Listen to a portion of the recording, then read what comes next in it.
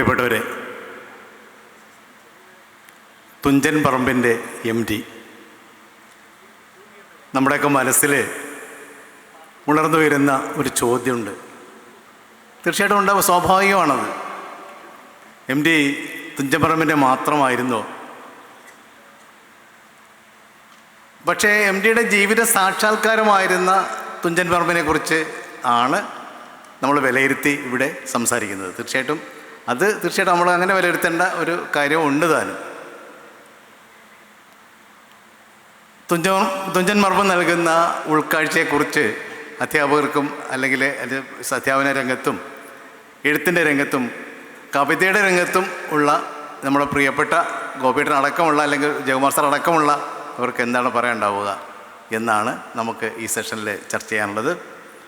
ഈ സെഷനിലെ സ്വാഗതം ആശംസിക്കുക എന്നുള്ള ഒരു കർമ്മത്തിലേക്കാണ് ഞാൻ കടക്കുന്നത്. ഈ സെഷനിൽ അധ്യക്ഷം വഹിക്കുന്നത്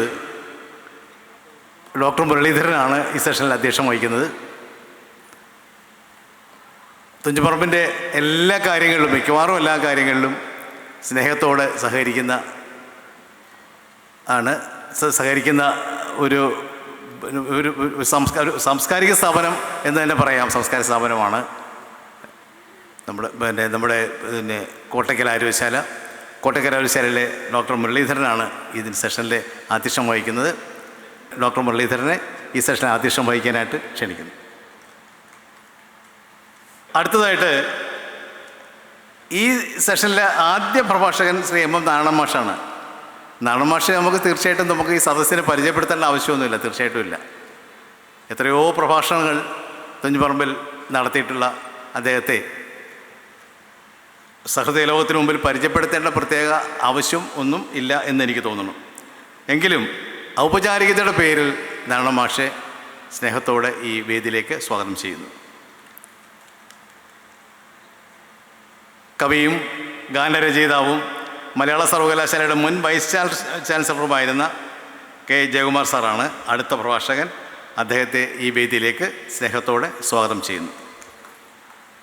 അടുത്തത് കവിയും ഗാനരചയിതാവും തുഞ്ചൻ സ്മാരക ട്രസ്റ്റിൻ്റെ അംഗവുമായ ശ്രീ PK ഗോപിയാണ്.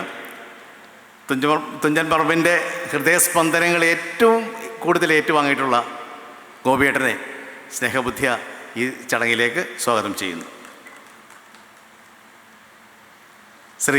ശ്രീമതി എൽ സുഷമ മലയാള സർവകലാശാലയുടെ വൈസ് ചാൻസലറാണ്.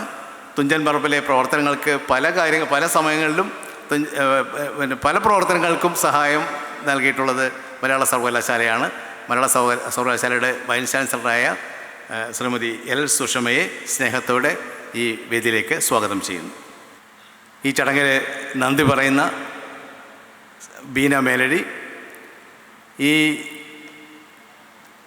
സെഷനിൽ കേൾവിക്കാരായിട്ടുള്ള അല്ലെങ്കിൽ ശ്രോതാക്കളായി എത്തിയിട്ടുള്ള പ്രൗഢമായ സദസ്സ് എല്ലാവരെയും ഒറ്റ വാക്കിൽ ഈ ചടങ്ങിലേക്ക് സ്വാഗതം ചെയ്തുകൊണ്ട് ഈ സെഷൻ നിയന്ത്രിക്കുവാൻ വേണ്ടിയിട്ട് ഡോക്ടർ മുരളീധരനെ ക്ഷണിക്കുന്നു. ബഹുമാന്യരെ, ആത്മമിത്രങ്ങളെ, ജീവിതം ആകസ്മികതകൾ നിറഞ്ഞതാണ് എന്ന് എപ്പോഴും വിശ്വസിക്കുന്ന ഒരാളാണ് ഞാൻ. ഇവിടെ ഒരു സ്വാഗത പ്രസംഗമാണ് എന്നെ ഏൽപ്പിച്ചിരുന്ന ചുമതല. പെട്ടെന്നാണ് ഒരു പ്രമോഷൻ കിട്ടി അധ്യക്ഷനായി മാറിയത്. അതുകൊണ്ട് തന്നെ ഒരു അധ്യക്ഷ പ്രസംഗത്തിനൊന്നും ഞാൻ ഒരുങ്ങുന്നില്ല. പിന്നെ ഒരു സമാധാനം, ഇവിടെ ഇരിക്കുന്നവരൊക്കെ ഈ വിഷയത്തെ കുറിച്ച് വളരെ ആധികാരികമായി സംസാരിക്കാൻ സർവ്വഥാ അർഹരാണ്, അഥവാ അതിനുള്ള അറിവുള്ളവരാണ്. MT സാറിനെ കുറിച്ച് പറയുമ്പോഴൊക്കെ ഞാൻ ആദ്യം പറയാറുള്ളത്, കൂടല്ലൂരിലേക്കുള്ള എൻ്റെ വഴി എനിക്ക് വഴി കാണിച്ചു തന്നത് പത്മനാഭ മാഷാണ്. വീണ്ടും പത്മനാഭ മാഷ് ഇവിടെയുണ്ട്, ഭാഗ്യം. പിന്നെ എന്നെ MTയിലേക്ക് അടുപ്പിച്ചത് MT രാമകൃഷ്ണൻ, അദ്ദേഹത്തിൻ്റെ മരുമകൻ. ഇങ്ങനെ ഇവരുടെയൊക്കെ സാന്നിധ്യത്തിലാണ് ഞാൻ സംസാരിക്കുന്നത് എന്നുള്ളത് എനിക്ക് അല്പം കൂടി ഒരു കൃതാർത്ഥത തരുന്നു. ഇത് തുഞ്ചൻ പറമ്പ്. ഇവിടെ ഇത്രയും കാലം വന്നിരുന്നത് MTയെ കാണാനായിരുന്നു. തുഞ്ചൻ പറമ്പിലെത്തുന്നതൊക്കെ MTയെ കാണാനാണ്. അപ്പോൾ MT ഇവിടെ ഇല്ലാതെ വരുമ്പോൾ ഉണ്ടാകുന്ന വിങ്ങൽ നമുക്കെല്ലാവർക്കും ഉണ്ട്. MT യുടെ അഭാവം നമ്മളെല്ലാവരും ഒരുപോലെ പങ്കുവയ്ക്കുന്നു. ഇപ്പോഴും അദ്ദേഹത്തിൻ്റെ അദൃശ്യമായ ഒരു സാന്നിധ്യം ഇവിടെ ഉണ്ടെന്ന് വിശ്വസിക്കാനാണ് ഞാൻ ആഗ്രഹിക്കുന്നത്. അതെല്ലാവർക്കും അതുപോലെ തന്നെ തോന്നുന്നുണ്ടാകണം. തുഞ്ചൻ പറമ്പിൻ്റെ MT എന്നുള്ള വിഷയം ഏറെ ആഴവും പരപ്പുമുള്ളതാണ്. ആ വിഷയത്തെക്കുറിച്ച് ജയകുമാർ സാറിനെ പോലുള്ളവരൊക്കെ അവിടെ ഇരിക്കുമ്പോൾ ഞാനൊന്നും സംസാരിക്കേണ്ടതില്ല. PK ഗോപി സാറിൻ്റെ എല്ലാവരും അദ്ദേഹമായിട്ട് എത്രത്തോളം അടുപ്പമുള്ളവരാണെന്ന് എനിക്കറിയാം.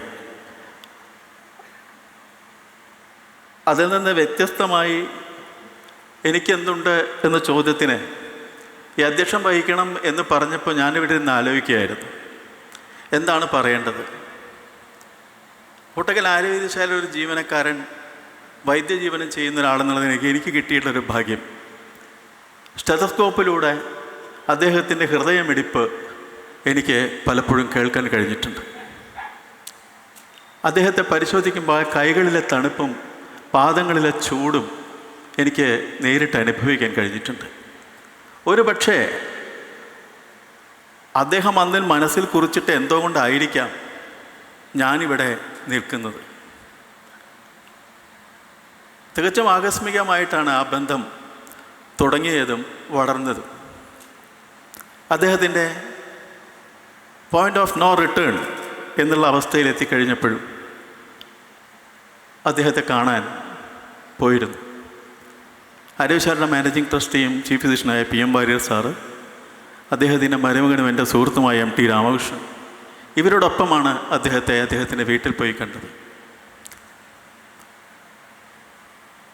അപ്പോൾ വരുന്നവരെക്കുറിച്ചൊന്നും അദ്ദേഹം അറിയുന്നില്ല എന്ന് തീർച്ചയായും അപൂർവ സന്ദർഭങ്ങളിൽ മാത്രം തെളിയുന്ന ആ ബോധം ഞങ്ങൾക്ക് കണ്ടറിയാനായി. ഒരിക്കൽ ഒരു തവണ രാമകൃഷ്ണൻ ചോദിച്ചു, കോട്ടക്കലേക്ക് പോരുന്നോ? കോട്ടക്കൽ എന്നൊരു വരി, ഒന്നൊരു വാക്ക് അദ്ദേഹം ഉച്ചരിച്ചു. അത് കഴിഞ്ഞ് ഈ കൈകൾ രണ്ടിങ്ങനെ നീട്ടിപ്പിടിച്ചു. ആ കൈകൾ പിടിക്കാതിരിക്കാൻ കഴിഞ്ഞില്ല. കൈ ഇങ്ങനെ മുറുക്കി പിടിക്കുകയായിരുന്നു. അറിഞ്ഞിട്ടാണത് ചെയ്തതെന്ന് ഞാൻ വിശ്വസിക്കുന്നില്ല. ചില ഇൻവോളണ്ടറി ആയിട്ടുള്ള ചില കാര്യങ്ങളാണ്. പക്ഷെ ആ പിടുത്തവും ആ നോട്ടവും ആ രംഗമാണ്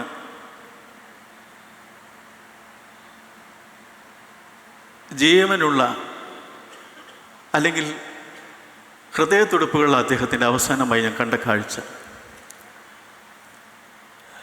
അതാണ് എനിക്കിവിടെ പറയാനുള്ള ഒരു കാര്യം. ഒരു പക്ഷേ തുഞ്ചൻ പറമ്പിൻ്റെ MT എന്നുള്ള വിഷയത്തിലേക്ക് അത് എത്തില്ല എന്ന് എനിക്കറിയാം. അത് മറ്റൊരു വിഷയമാണ്.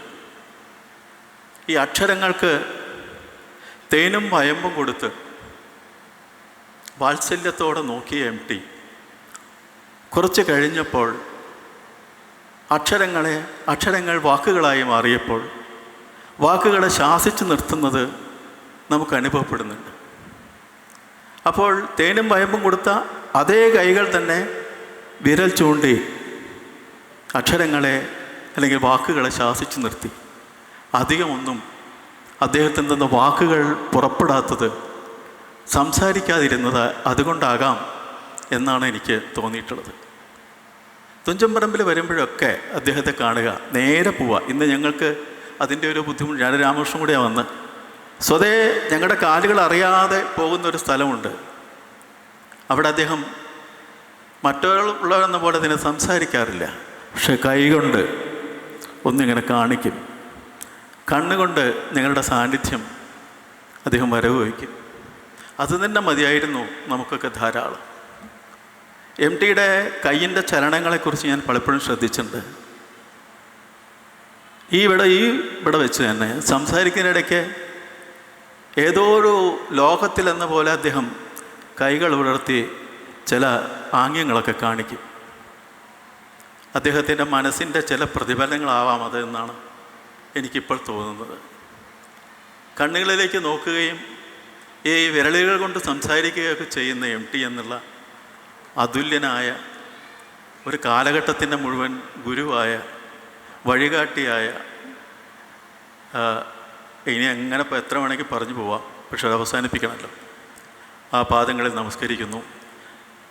വീണ്ടും ഇവിടെ വരാനും ഈ പ്രതിഭകളുടെ ഇടയ്ക്കിരുന്ന് അതിൻ്റെ അധ്യക്ഷനാവാനൊക്കെ ആരും നിശ്ചയിച്ചതാണെന്ന് എനിക്കറിയില്ല. ആരോ നിശ്ചയിച്ചതാകണം.